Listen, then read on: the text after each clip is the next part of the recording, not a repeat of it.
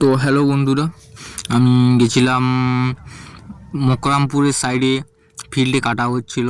তো ওখানে কিছু ভিডিও করছিলাম, আপলোড করতে পারিনি তখন, এখন আপলোড করছি। তো যে ক্লায়েন্টটার বাড়িতে আমরা গেছিলাম সেই ক্লায়েন্টটা খুব খারাপ ছিল, আমাদের ঠিক টাইম মতন খাবার টাবার দিত নি, ঠিক আছে। এইসব যাই হোক, মোটামুটি কাজ করে দিয়ে এসছি ভালোভাবে, ঠিক আছে। যতই ওরা খারাপ হোক, আমরা এসছি বাইরে থেকে, আমাদের তো কাজটা ভালো করে করতে হবে, আমরা কাজ করে দিয়ে এসছি। তারপরে এখানে কাটা চলছিল, এখানে কাটা হওয়ার পরে ঠিক 12টা বেজে যায়। 12টা তখনও খাবার আসেনি, ঠিক আছে। তারপরে যখন দেখি টাইম দেখি 1টা বেজে যায়, 1টার সময় তখন খাবার আসেনি।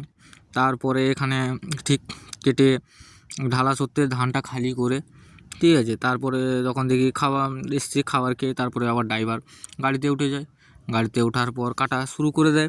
শুরু করার পর আমি এখানে বসে সুন্দর সুন্দর ভিডিও করছিলাম, ঠিক আছে। তো বসছি একটু মজা করছিলাম, কিছু তো কাজ নেই, জাস্ট টাইম লেখো, আর কিছু না।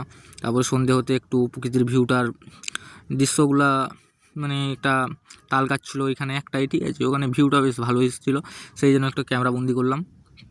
ক্যামেরাবন্দি করার পর ঠিক সন্ধে হতে হতে, ঠিক আছে, আর একটা নেচার ভিউ এসেছিলো। ওখানে একটা ইলেকট্রিকের টাওয়ার আছে, ওইখান থেকে নেচার ভিউটা একটা ভালো এসেছিলো, ঠিক আছে। ওইখান থেকে একটু ভিউ করছিলাম। ভিউ করার পরে ঠিক রাত সন্ধ্যা 6টা নয়, সরি, ঠিক 7টা, 7:30টার সময় এইরকম টাইমে মনে হয়, ঠিক আছে। ওইখানে আমাদের ট্র্যাক্টরটা, ও একটা ট্র্যাক্টর ছিল, ওটা ইয়ং ছেলে ছিল, একটু গান মস্তি করছিলো, ঠিক আছে। ব্যাস কাদাতে ঢুকে দেয়। কাদাতে ঢোকানোর পর আমাদের গাড়ি নিয়ে এসে আমরা ওটাকে ওঠানোর চেষ্টা করছিলাম, ওঠাতে পারলাম না। তারপর আমরা বাড়ি চলে এলাম।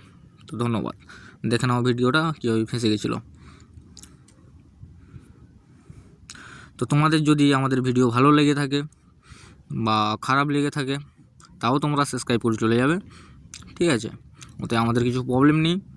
তো আশা করছি তোমাদের ভিডিওটা খারাপ লাগবে, এটার জন্য ধন্যবাদ।